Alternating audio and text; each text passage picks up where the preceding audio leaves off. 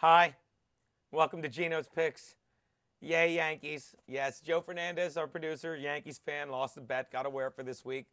So let's get right to it. Congrats, Yankees. I know 2-2 last week, but hey, a lot of people liked Atlanta. A lot of people liked New Orleans. Daddy was on Atlanta, so we took that. And I think this second half of the season we're really going to blow up. So let's get to it. But first, you know what really grinds my gears? Haters. People hating on our picks. Hey, we have fun with it. The quality is impeccable. The jokes are fantastic. And every now and then we nail some good weeks. And I think this is going to be one of them.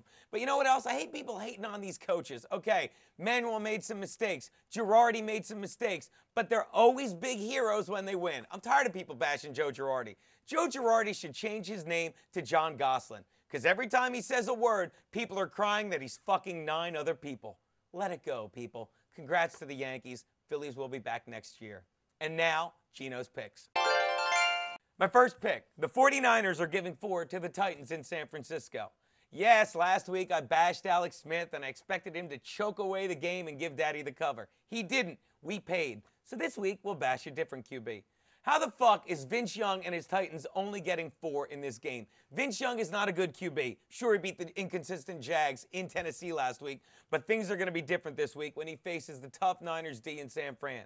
I don't see how they made this line.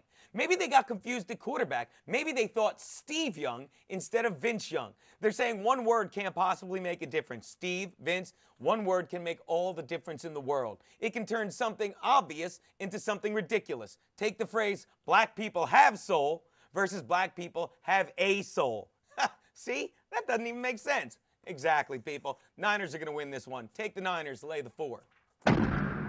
My next pick, the Dolphins, are getting 10.5 from the Patriots in Foxborough.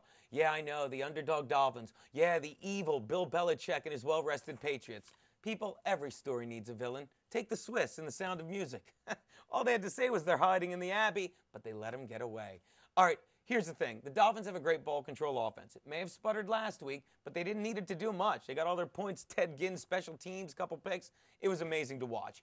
Patriots, on the other hand, just a well-controlled offense, looking great like the Super Bowl teams they've been.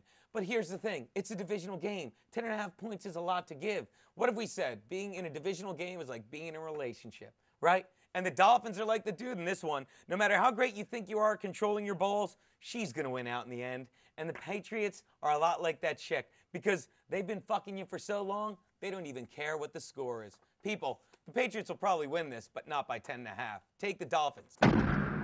And now for my lock of the week, people. And we nailed it last week, right, Houston? The Falcons are giving 10 to the Redskins in Atlanta.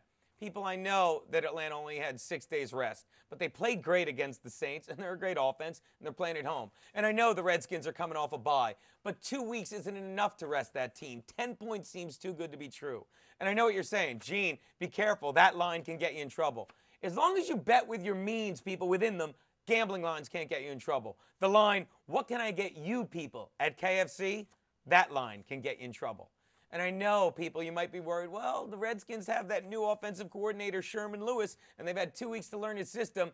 Their offense is anemic. The Redskins are bottom feeders. If they wanted to be moving on up, maybe they should have gone with Sherman Hemsley. Yeah, George Jefferson knows how to move on up. I love you, Wheezy. People, take the Falcons and lay the 10. Which brings me to my double your money Monday night bet, or as I like to call it, run to the bank like you stole something. All right, the Steelers are giving a field goal to the Broncos in Denver. Why should this game be any different? Denver is never favored, which is weird because as any gambler can tell you, Denver is consistent. 6-1 in the NFL, 6-1 against the spread.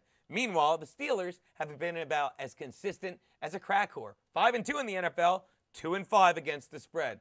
People, you can put your money where you want, but I'm going to tell you something. If you bet on the Steelers, it's going to be just like calling a crack whore because you can be sure of 2 things. 1, both are going to want to score just enough to get by. And 2, you can be sure both are going to be fucking you by the end of the night. That said, expect the Steelers to win by 2. Take the Broncos and the 3. Those are Geno's picks.